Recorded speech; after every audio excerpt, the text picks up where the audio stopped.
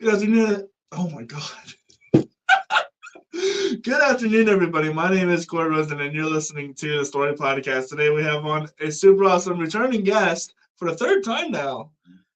Circumstantial Saint is a native of Pennsylvania, having lived all over the state. He calls himself a poet, a musician who likes to work from affirmation, duality, spirituality, social justice, and awareness. He seeks to elevate the collective consciousness through his words and stories. He has over a dozen albums, which he sees as books that reflect different ideas of darkness, depression, acceptance, and self care. He's dropping a new album in July called Remember My Name, which has elements of rap, house, techno, and neo soul.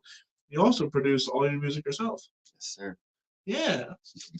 So how you been? It's been almost a year. Yeah. I've been great, just hibernating, working on my craft, building, seeking to grow as an artist all around. Sure. So last time we had you on, the upcoming album was Speak to Heal. Mm-hmm. And now you're coming up with a new album, Remember My Name. Tell me about the differences between the two.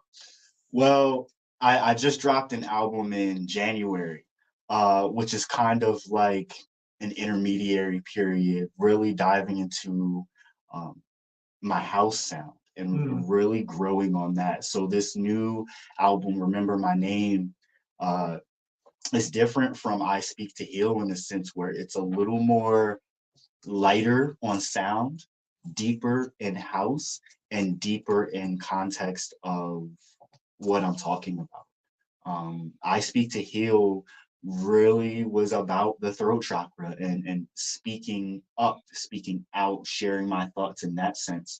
And this new album that I'm going to be releasing is a combination of all the different things that I think that I represent, whether it's talking about social issues, whether it's talking about love or relationships or deep introspection, which I think that with my previous pieces of work have tended to be themed with all those ideas, but not all wrapped into one.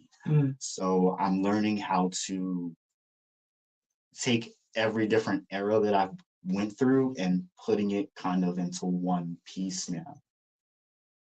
So is your writing process kind of similar, or what does that look like? Excuse me. So my writing process varies from poem to poem to track, piece to piece, because sometimes I'm always making beats. Every day I'm making a beat.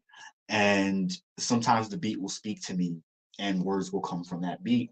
And then other times I'm just writing poetry. When I write poetry, there's no there's no sound that I'm trying to encompass beat wise. I'm just writing out my flow and my thoughts about something. And when I feel like I have something special with those words, then I'll throw it on a beat that I've produced and kind of get an idea for what sounds right. And then I'll go back and fit the beat to those words. So that's usually how I come up with the song in its entirety. But as far as lyrics go, it varies. Sometimes I'm just writing poetry. Other times I actually am taking a beat and fitting words to it, especially jumping into deep house. I've relied less on the context of what I'm saying and being more uh, remixing my words and my poetry. So it has a different layer to it. I'm adding to what I'm saying. It's not just a poem on beats anymore. It's in an interconnected, woven piece. And like for this past album, The Passion Life, it's 8 tracks, very short and very interlude like, but there's 3 songs that are heavy on the poetry, and everything else, even in those songs, it's a lot of DJ cut and remixing. So I've really got into having fun with that and really enjoying it. Yeah. Nice. So that album was A Passion Life, you said? The Passion Life, The yes. Passion Life. And That just you said came out in January. Yeah, I released it on my birthday, January 16th. Oh, nice. Yeah. And so, what was that project about? So, the Passion Life actually is. I wanted to dive deeper into my topics of social justice, a distaste for our corruptive government, and letting people know that they have a voice and they can stand up for themselves and fight against what they think may be wrong or immoral. And so the album is very, very, very heavy on the remixing so that it's less about me speaking directly about this issue or that issue. It's very veiled. It's very abstract. And the sound, the house beats really push the message. So if you look at the song titles, there's a message there within the song titles that you just kind of have to decipher. And if you listen deeply to background sounds or words, there's other messages that I've put in the album. So I wanted to be a little more cryptic with how I approached a particular message on that album, and I'm very. It was very fun to do. It was also a big like a big release for me in a way that I wasn't able to do with other pieces because there were other things that I was trying to do with those pieces. So this was something that was very intentional and also in a creative sense, I had a lot of fun with it. Nice. Yeah. What do you think draws you to? You're talking about house a lot. What do you think draws you to house and those kind of beats? Yeah. So I grew up with a family that is heavy into music and definitely inspired a lot of my tastes. As maybe being a part of the queer community, I always gravitated towards early 90s house music. Is that a thing? Yes, Really? Vogue music, house music, Baltimore club, Jersey club music, Philly party music, and deep New York house were sounds that I grew up listening to on the radio, especially on the weekends. And it deeply was deeply ingrained into my spirit. What makes me tick, what makes me groove the most would be house music, and it's something about it that I find soulful, that really digs deep into my soul to help me be a little more in touch with feeling in general.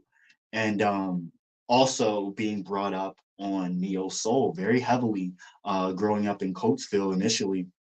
My adolescence, I grew up in Coatesville, which is not far from Philly, and Philly was like the epitome of neo soul in the late 90s, early 2000s. So that definitely shaped a big part of how I inject it into my house music because although I love like deep house and like big sounds, I also love having a calm, uh, deep soulfulness to my house music as well.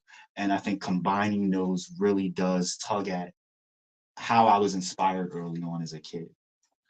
Seems like that would be a hard combination to make. It, a bump and bass Mhm. and like a slow R&B kind of track. Mhm. That sounds like a challenge. Uh, you know, at first, I won't say it was ever a challenge for me, but I will say at first I kind of felt like I had to separate it. Like each track had to be a different sound. And as I Mm. went along, it just kind of naturally blended.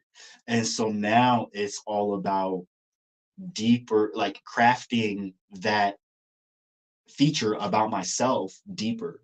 And I've learned that being uh, I really take pride in being different and crafting my own path. So I don't really look to what's hip, what's popular, what people are necessarily doing with their own music, although I do listen to certain things and I love certain sounds. So there are certain things that I do appreciate and try and see if like there's something from what I'm hearing as far as like, for example, like drill beats or trap beats that I do play around with that I enjoy for myself, but I'm not doing it because it's popular. Sure. Well, To be quite honest, that whole music scene in that area, the whole house stuff, I had no idea about it. That's not my cup of tea. Yeah, no, But I think everyone has their different tastes, and house music is one of those things where you love it or you don't. well, it's also the fact that I don't really know what I'm looking for in terms of Mm, house. You know what I mean? mhm. Like I could, if you were to tell me how to describe a house, all I could tell you was that it was like a four on the floor beat, and it's almost that German club kind of thing, or like boot boot Uh-huh. boot boot boot, and it, you know. But besides that, I'm just. Oh man, there's and that's the thing. If you're not into house music, you don't realize that there's this whole big world and there's so many different subgenres of house music. It's insane. And so it's like if you're a fan of house music, it's like being a kid in a candy store. Because I mean, you have your Afro house, you have your Euro house, you have your soulful house, you have your there's so many different kinds of house music, whether it's like urban or whether it's more like rave. Me personally, I love it all, but there are lots of people that just have their particular different, I know lots of DJs that are only doing Jersey club music, which has been around for 20, 30 years, but it's now becoming like a mainstream popular thing in tandem with like trap music. So like I see like people infusing it into trap music to have some kind of difference. Because one thing I will say, I personally feel that like the popular trap music and drill music of today is very redundant. Everything sounds the same. But that happens with every single thing that's like played on the radio. Now that's true. So That is true. Every genre right now, especially mainstream, everyone's sounding the same. Everyone wants to sound the same to by follow a design, certain. What's that? by design. Yes, I completely agree with that. And I think that was part of the inspiration of my past album, The Passion Life, was trying to tell people like, don't follow don't follow everyone else. Like look to be something different so that you can help inspire other people in the world to be different as well. Absolutely. Besides, who wants to be the next whoever, right? You be the next you, That right? part. I'm not going to be the next Taylor Swift. No one can Taylor Swift better than Taylor Swift. You know what I That mean? part. I'll be the next Corey Rosen. I'll be the Corey Rosen. That's right. I know there's a few others, but forget about them. So, in your past album, you mentioned a throat chakra. I know Yeah. you have focused albums on different chakras. Mhm. Are you continuing with that, or is that? I am. It's something that I intend to have all throughout my career, whether it's keeping up with the whole I am moniker, which I'm still going to That continue was to really. do. I really like that. Thank you. Yeah. And keeping up with the rest of the chakras, I will continue to do. However, right now, I am taking the chance to expand and just kind of like broaden out and expand my wings and find other means of getting not getting people into spirituality, but getting them to just be more introspective and do shadow work and find ways to inject mantras and repetitions of meditative aspects of life to get you to be a better person and add to this world and more uh, varied ways other than the way that I was doing it with the chakras and the I am monikers and all of that. So I'm still doing it, but right now, I want to find other ways to get through to people, maybe in more subliminal ways. Hmm. Well, hey, I see a few people watching at the Urban Conservative. If you guys have any questions Hey, for Circumstantial Saint, be sure to drop them in the comments. I do want to get around to some of your music because we have yeah, a little bit of it. awesome. We have Seven Doors of Now. Tell me about that one. So I I'm also I've been working on this album for almost a year now. It's called New Jack City, and that's like a whole conceptual album about a whole world, right?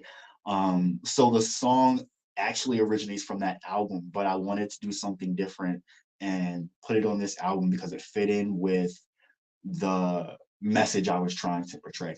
So it talks about different aspects of a person and which route are you going to go down, which of these personalities is you, and how how well are you putting out the best of yourself or just your raw self to the world? What is your dominant side, and what are the other doors that you don't speak of enough, or that you don't acknowledge or don't even know? Let's take a listen to Seven Doors of Now.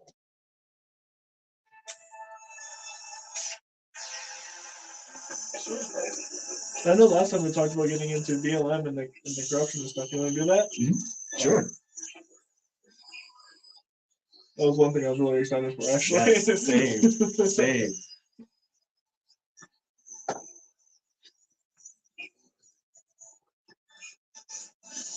Might be skipping here, but I won't be skipping. Yeah. Now you guys get to see behind the scenes. Yeah. Right. We just talk shit about everybody.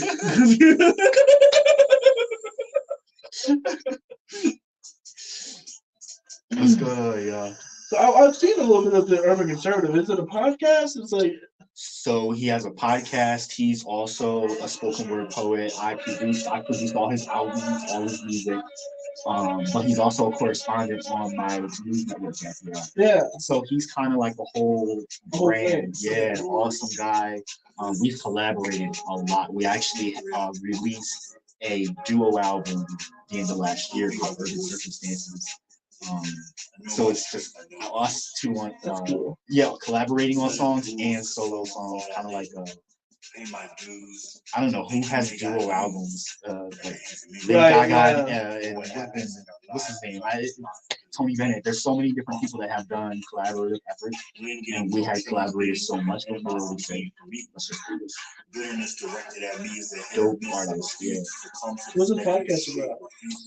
So I think I listened to it, but I couldn't quite understand exactly what it is. He's like someone that talks about urban issues that affect mostly Black people, but just people in general.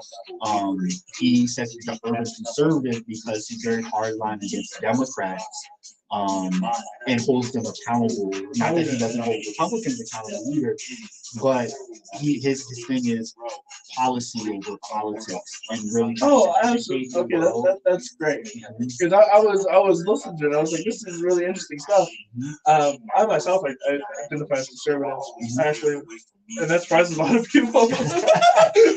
considering what we all talk about. Right. But it was interesting to me because I think a lot of Democrats don't like to hold themselves accountable. I can say the same thing with Republicans. It's a both sides issue, right?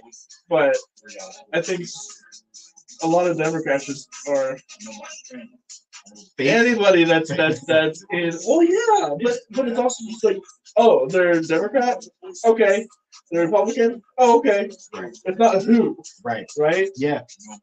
And I think a lot of us are not informed. Yeah. They're misinformed. Yeah. Because the news doesn't want to tell news; they want to sell profits. That's why I have my network. All right, and we're back. So we're gonna get into some maybe controversial topics. Yeah. You run the Leon Block Institute. Tell me what that is about, and then we'll get into what we'll talk about. So 4 years ago, about off the back of the pandemic, being stuck in the home a lot, and then that was 4 years ago, wasn't it? Yeah. It's March, so. Yeah, right. March 13th was the day it happened. Exactly. Yeah. We're coming up on 4 years, people. It's time flies. But George Floyd, the whole situation in May, I took to the streets, and between March and May, I said I was going to start a podcast initially, and it just kind of ballooned into, educating the world on what's going on, social justice issues, climate change, all different kinds of issues that affect us directly, and kind of just informing people on things that the mainstream media is not. So over the past few years, it has expanded to not just being in Lancaster where I was based, but across the nation, speaking out on things as far away as Minneapolis, Minnesota, and Mississippi, Florida, Ohio especially. So it has become a lifelong duty for me at this point to continue to do it. And some people find it redundant because there's so many different podcasters and independent news sources out there now, but we desperately need it when there are what's called. So we were just muted for a little while. Thank you, man. Urban Conservative. Thank you. Oh, dude, that is something I haven't done that in a hot second. I am so sorry. Oh, no, you're good. Well, we'll get back into it. What is the Leon Block Institute? So the Leon Block Network happens to be, we have podcasts, we have web shows, a numerous amount of web shows that we broadcast all across social media in general.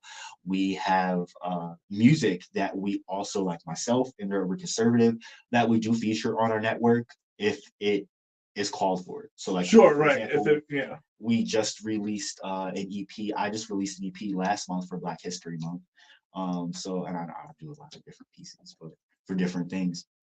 The Leon Block Network started in 2020 off the back of George Floyd and the pandemic, and really wanting to contribute to combating the propaganda, the narratives, and the misinformation that mainstream media puts out.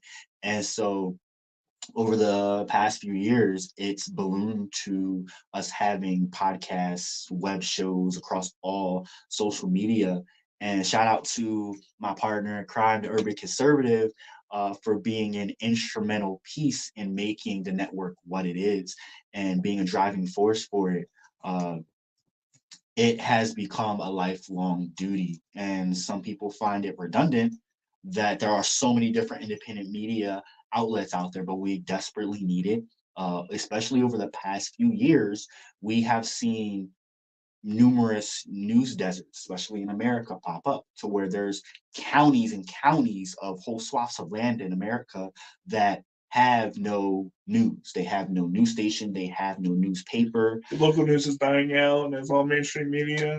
Exactly. There's accounts of, rural Kentucky and meth labs, for example, and corruption in the local governments from city council members embezzling millions of dollars, and that news doesn't get out. People in that own area are not informed about what's going on in their communities.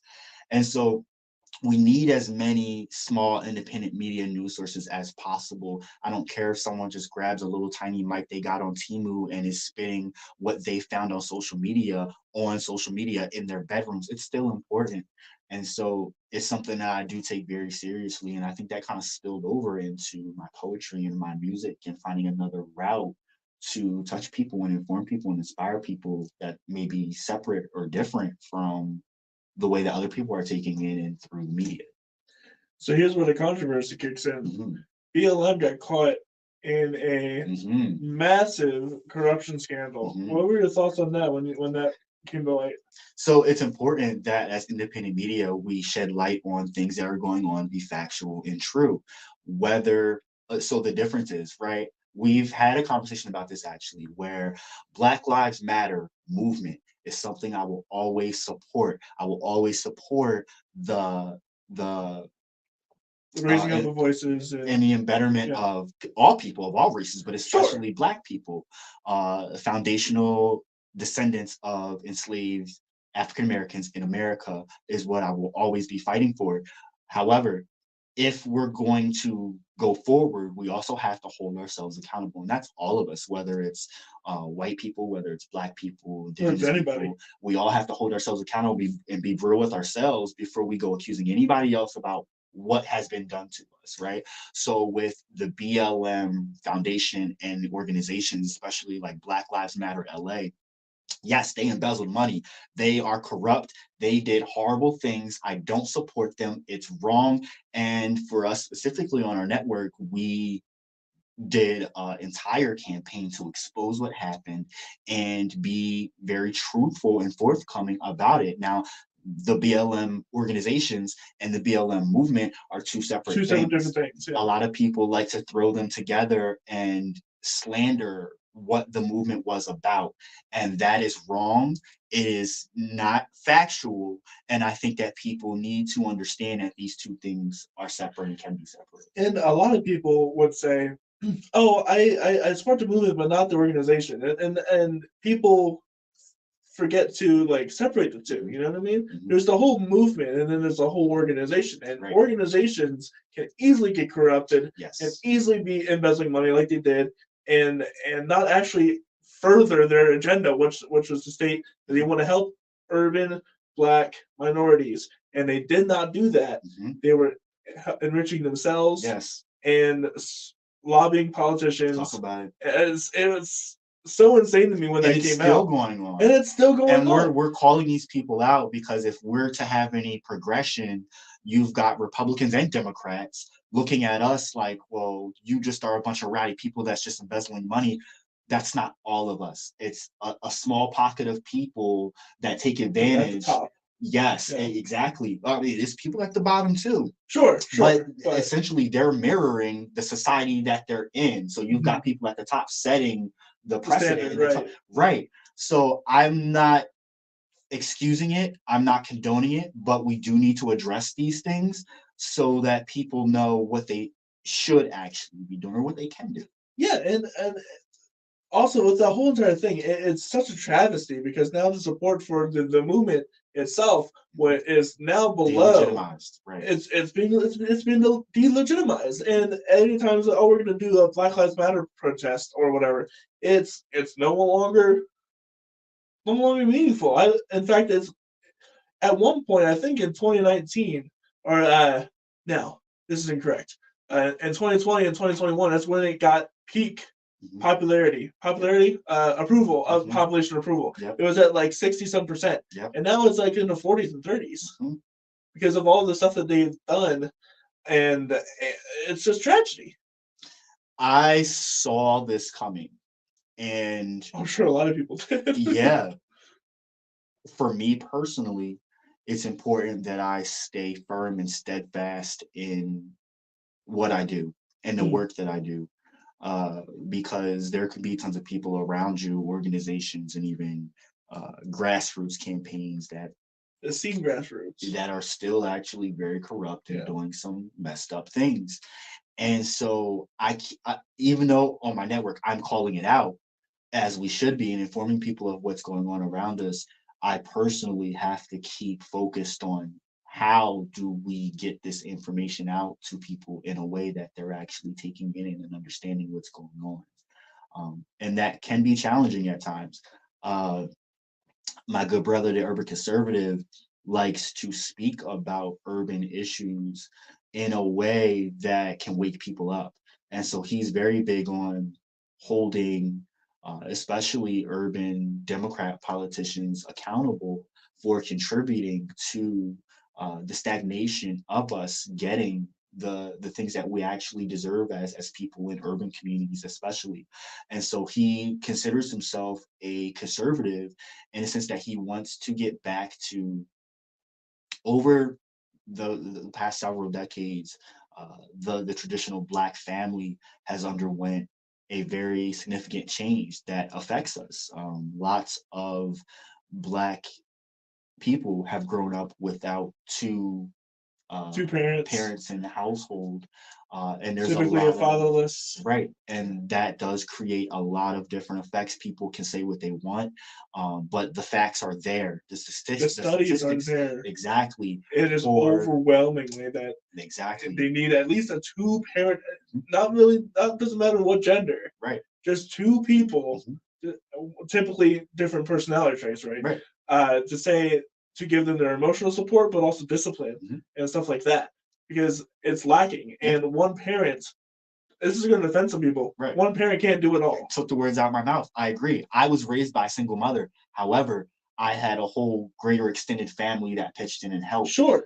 So they kind of filled in that void. However, I understand and have looked at the studies and statistics to understand how I personally have been affected by not having a father in the The household. father figure, yeah. Exactly. And so these are things that send ripple effects through whole communities. And so if we're to get past that, we have to address where we are, what led us here, and that entails speaking out to our own community for the things that they're contributing to get us in this mess. So I could go on a whole Right. rant Mhm. about all the policies, the tax benefits that you get as a single mother, and et Yep. cetera, et cetera, et cetera, and Yes. all the stuff that you can, that advocates for the breaking up of the nuclear family. Yes. Not only just the black family, Yes. but the nuclear family as a whole, whether you're white, whatever. I think people get so agitated, especially like liberals and progressives, that hear that kind of thing and go, "Oh, well, what about people that don't have a gender or people that don't follow the typical nuclear family?" And well, That's I still look at things in a sense of energy. There Right. still needs to be some masculine and feminine energy in that mix. There has to be left brain and right brain Sure. thinking. And that's the way that people can look at it if you want to focus on the semantics of that aspect. But let's face it, it takes a village. And in the Black community, we all have been disenfranchised from one another in a sense where we're not really a tight-knit community like we were prior to World War II. And so, oh my god, the stories of like Black Wall Street and stuff like that. exactly. Back, was it Oklahoma? Yes, Yeah, Tulsa. Tulsa. Yeah. And just the way that the black family was improving, was getting actually some power into them, and then it just all falls apart with the reconstructionism and There's something that was said about like, okay, people segregation was, I feel, wrong.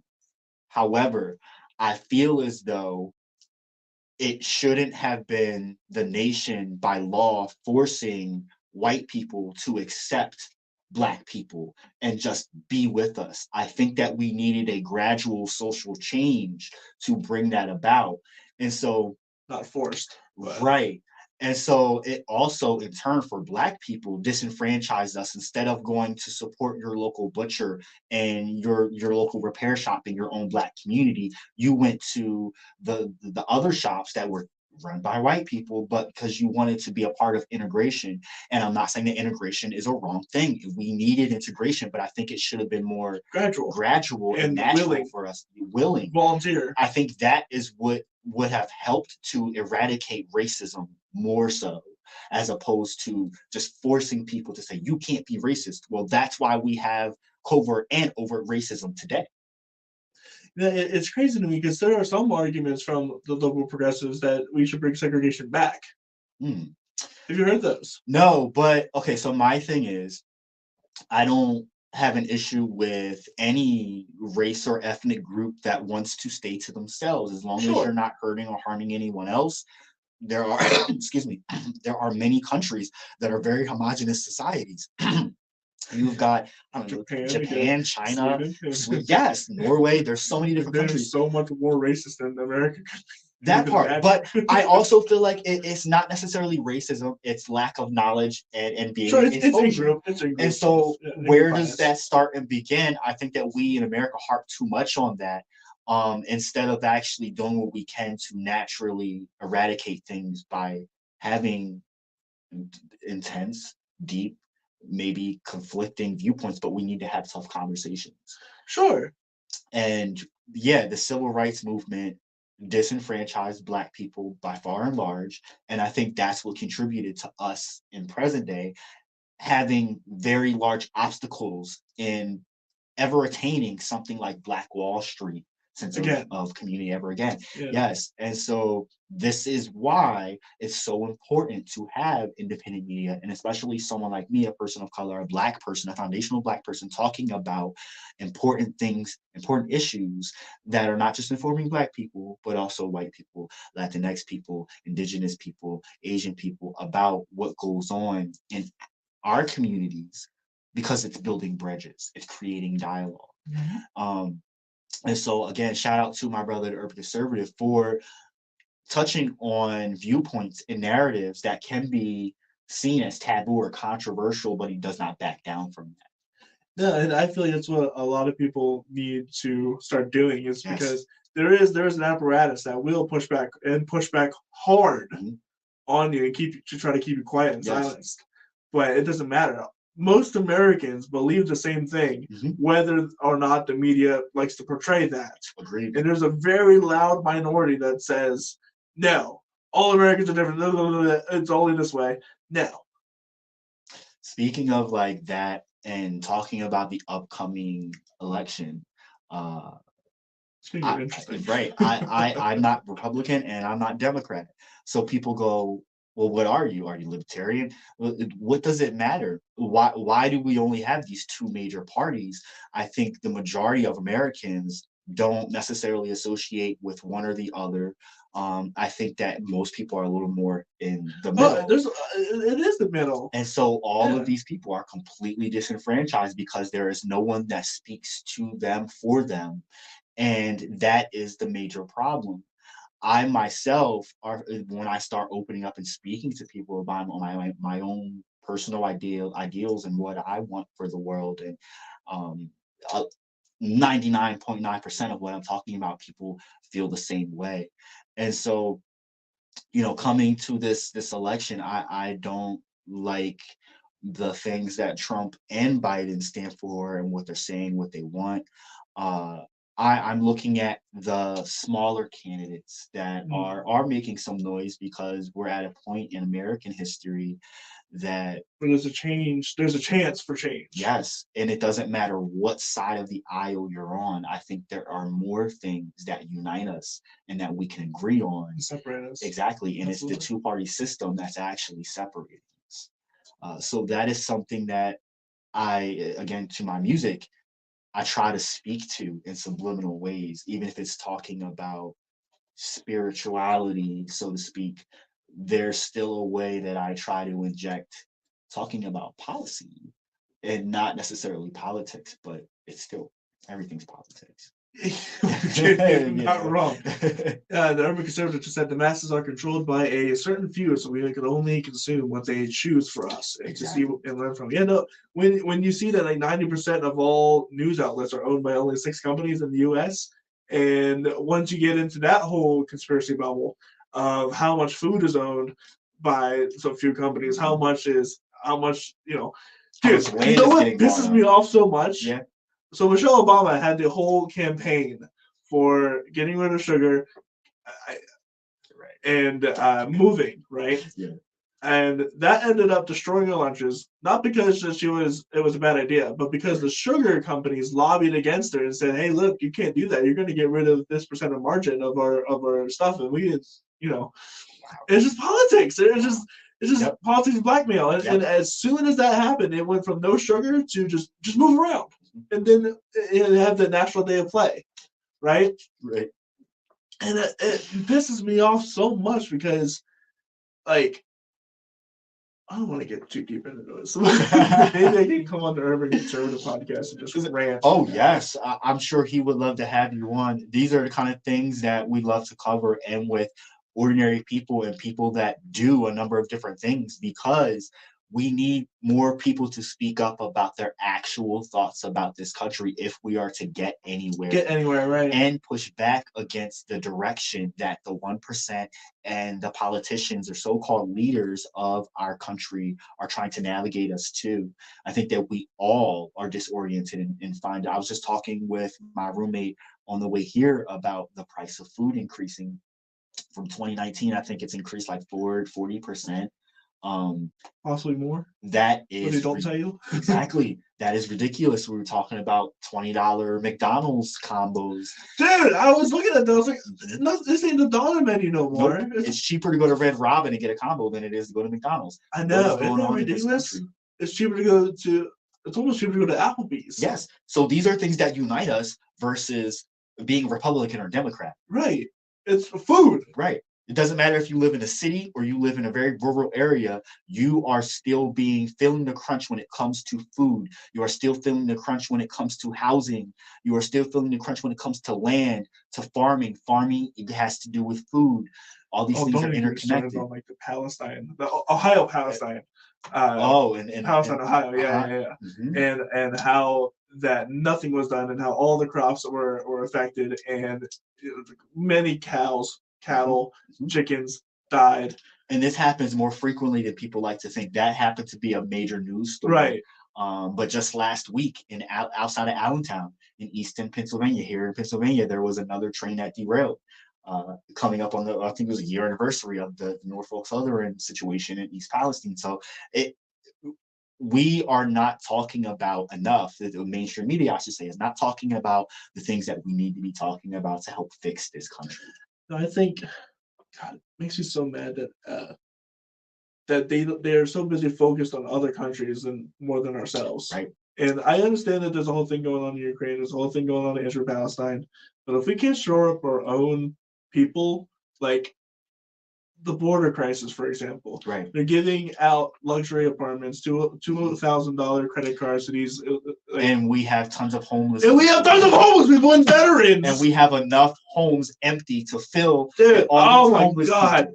It pisses me off. We're spending our tax-paying dollars, and I'm not $250 billion to Ukraine. I'm not opposed to people that are fleeing stuff that we've caused in other countries to come here. Let me say that. However, we've got people here that need our help first. Exactly. And I think with looking at the wars in Ukraine and the genocide happening in Palestine, we don't, and this goes in hand with the immigration thing, because we don't want our tax-paying dollars going to frivolous things that need to go to us. Feeding our people, bringing the inflation down. Well, it's going down, but the corporations are still. Well, you stop printing money.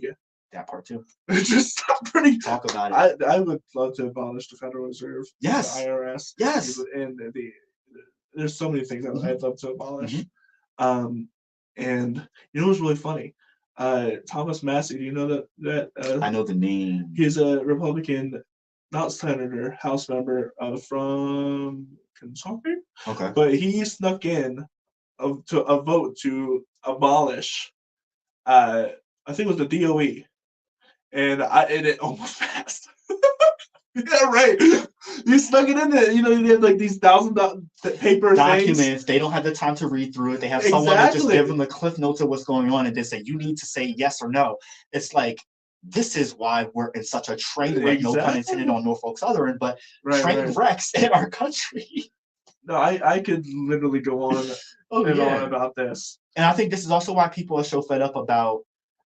Yes, again, we cover things in Palestine all day, every day, and exactly, and I find it so important to talk about, because why are we sending billions of dollars to bomb other people, and we're sitting here struggling ourselves, and you're robbing us blind of money to go kill other people for your own interests? It has nothing to do with everyday Americans, yet us everyday Americans are suffering. We're losing our homes, we're losing our dignity, we're losing property, we're not able to pay rent, people are sleeping in cars and hotels. There are strips here in Lancaster along Lincoln Highway, there's strips of hotels with whole families living in, with kids that get picked up on the bus and go to school from from hotels. And this is not just something in Lancaster, it's all across the country.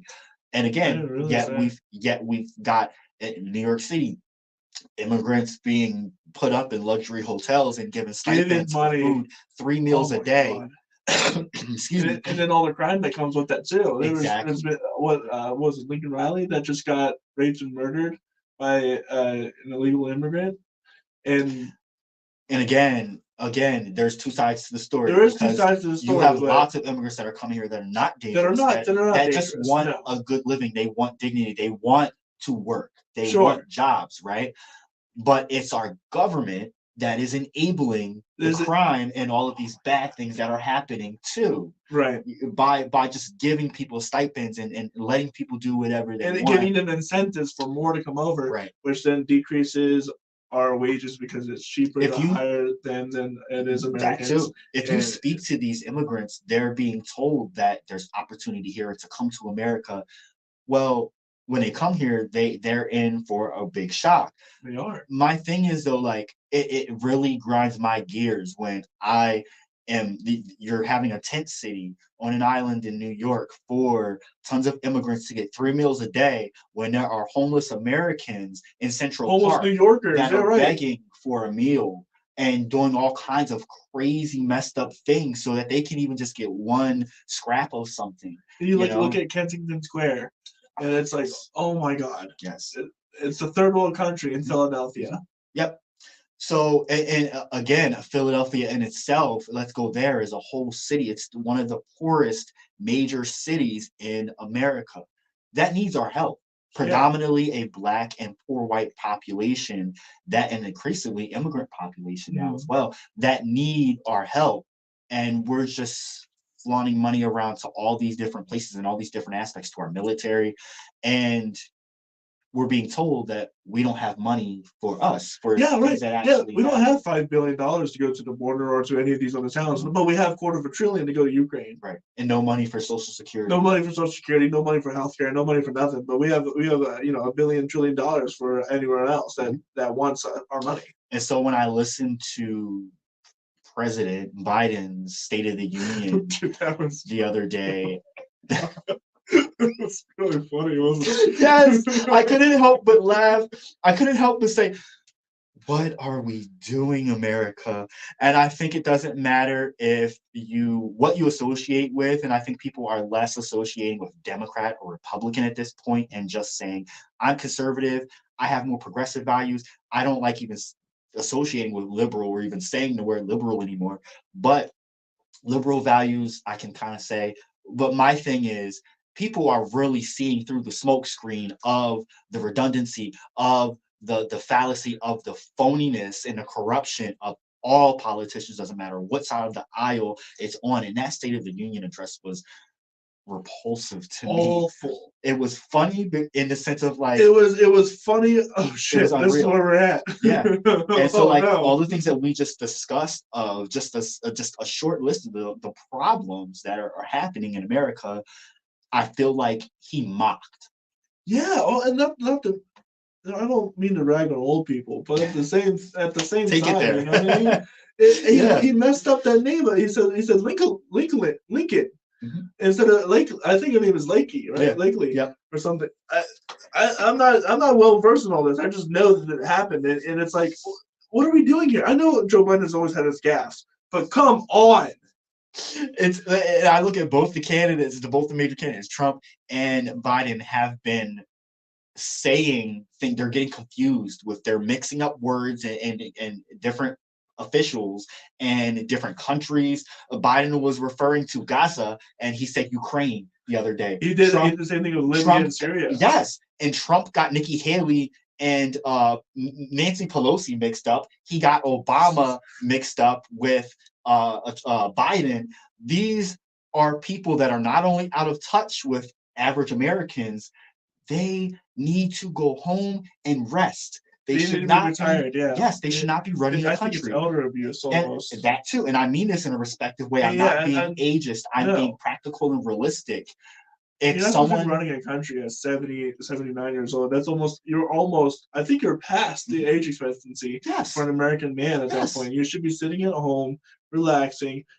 Because we all know how stressful the president is. You saw Obama when he went in versus when he came out. Yeah, exactly. It's a stressful job, and let's just give Joe Biden a nice wheelchair, a nice little blanket, and all the ice cream that he wants. Yep. I was gonna say that too. Let him live the rest of his life as sunsetting, because that's what effectively is happening. Right. I mean, just the whole ice cream eating thing. I've seen him with an ice cream cone taken out to eat ice cream twice already. That is so emblematic, or what's the word? It's the epitome of like what an elderly person should be doing. Getting taken out to eat ice cream, not running a country and making pivotal decisions that affect the whole world, essentially, because this is an American president. So, again, not being ageist, it really comes to practicality. Someone in their middle ages. It's immoral. Yes. And I mean, we've had our run of old white guys, and, Trump, Biden. I think Trump is a little bit more spry than Biden, but still, he's confused too. He's old. He's got these policies that they're some of them I would argue are good, and we can have that whole debate. But it's like, get somebody else younger in there. I really like Vivek Ramaswamy. I really like Robert RFK Jr. But is pretty good. He's saying some interesting things that he's also right. Yes. But I also see him as someone that has been through, been around. Oh, sure. Yeah. I would much rather have him than any of the other two candidates. Oh, yeah. Because he actually knows the evils of the government, because his two fathers I like him. Been killed. And I think he's Put it that way. scared, right? I think he's scaring a lot of people because he's just flippantly saying stuff that people are like, oh no, you shouldn't say that. And Can't say that out loud. right. And Dr. Cornel West is someone that I'm really gunning for because he is very seen as radical and he comes at you and he spits the truth. He's been going on so many different networks.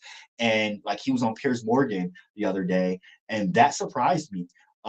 And he did not back down from The criticisms and yes. stuff. And I found that very empowering. Realistically, whether Kennedy or West will get the presidency, realistically, It's not going to happen. However, it is indicative of change and what people's hearts and minds are actually thinking and saying right now. And if we continue, it started with Bernie Sanders. Sanders really.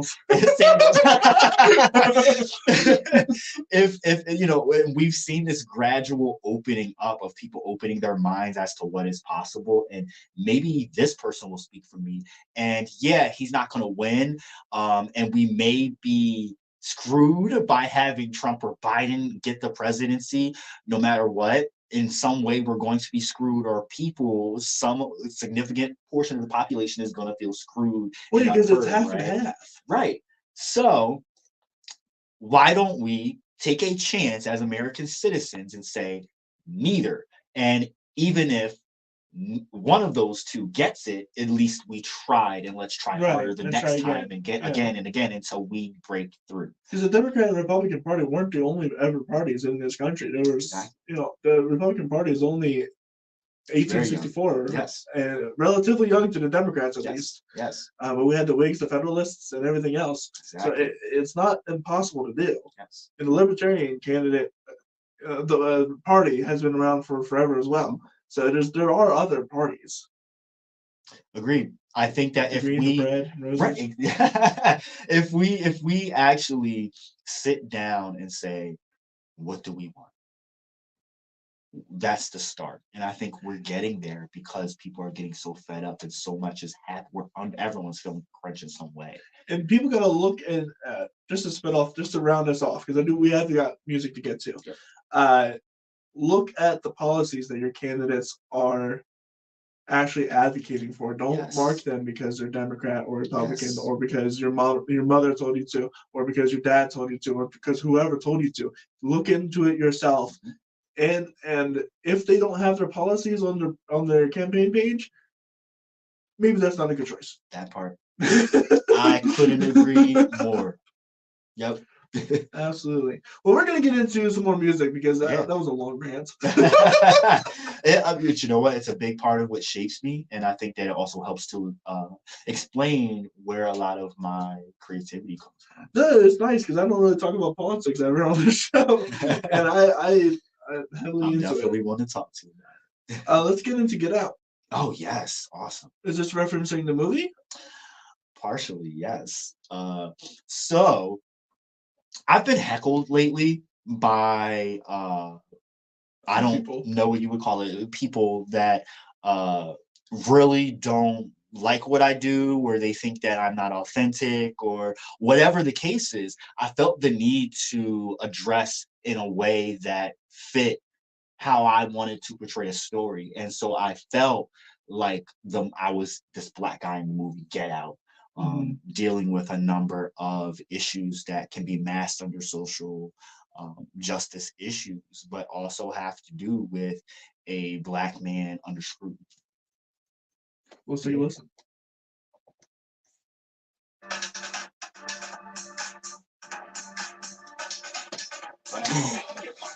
I'm actually getting ready to shoot the video for this.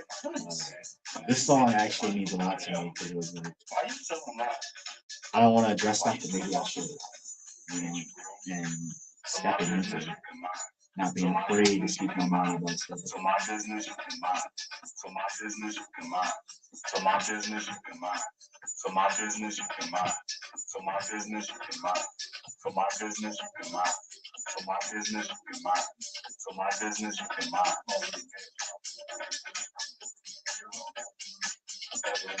My game's out, yeah, my game's out, yeah.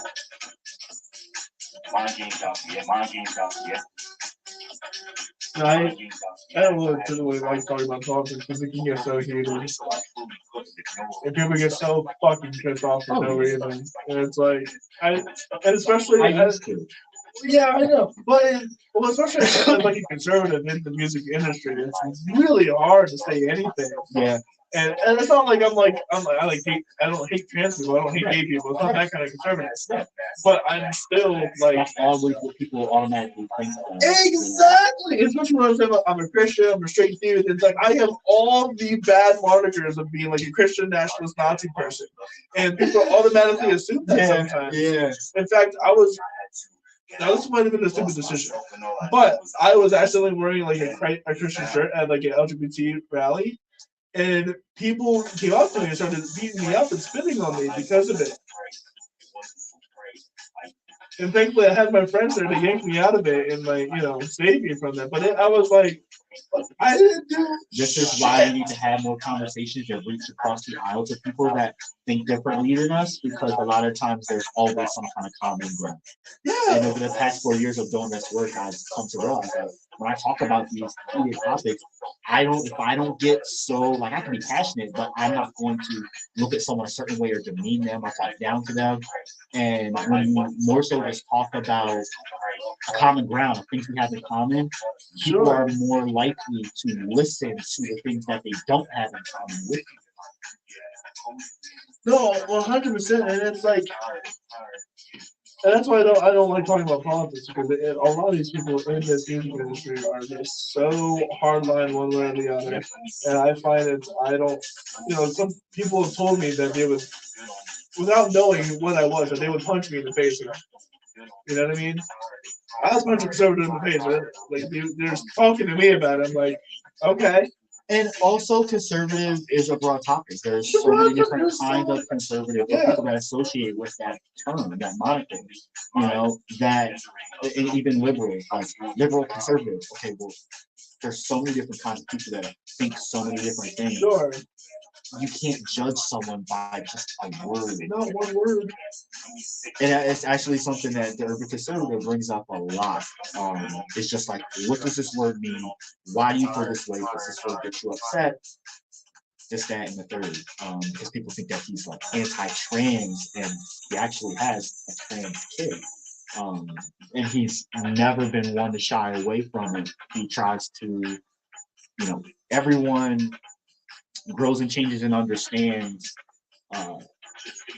grows to understand things that they didn't when they were younger. So he may have been one way when he was younger, and now we're this way today.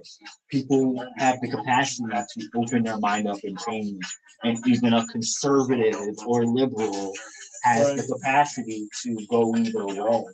And I think we're so hardline, politicians like, you should have these mindsets and always have them. You don't vote for me, you're not black. That part. Exactly. I was just talking about that the other day too. Yes.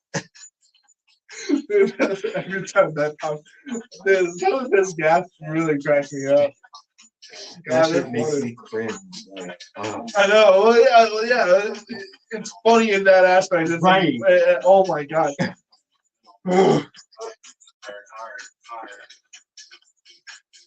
So like this track, you can hear a lot of the remixing throughout it, but I'm still getting my point across with lines of poetry.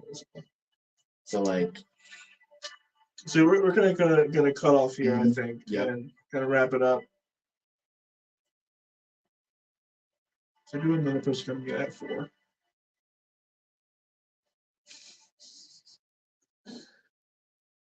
And that was Get Out. Where can people find you at? Any music streaming platform or service you use, Spotify, Apple Music, iTunes, Weezer, Deezer, whatever it's called. Weezer. But yeah, anywhere that you listen to music. I have tons of music videos on YouTube as well. I'm on all social media. You can chat with me on Instagram, Facebook. Yeah. Well, you can find me at quarterroseproductions.com as long as this thing stays up and doesn't get banned or shut down. That's one reason why I don't like getting into politics either, because everyone just wants to censor everything. But you can go find us at CoreyRosenProductions.com. That's CORYROSEN Productions.com. We have an event coming up this April 21st. That's a Sunday from 5 to 8. We're having it right here at the SRCC in Columbia, PA. We're going to be having our showcase awards again for our second year. Nice. And we've got everyone from Cody Tyler Country to Tommy B's indie folk to Liam Galliano's jazz. I'm really excited. It's a true variety show. You guys should come out. If not, we will see you guys next coming Monday with Central Pennsylvania Music Hall of Fame President and Chair Brandon Valentine. With all that said, we'll see you guys later. Bye. Cool. Awesome sauce, man. It's always a pleasure. Yeah, man.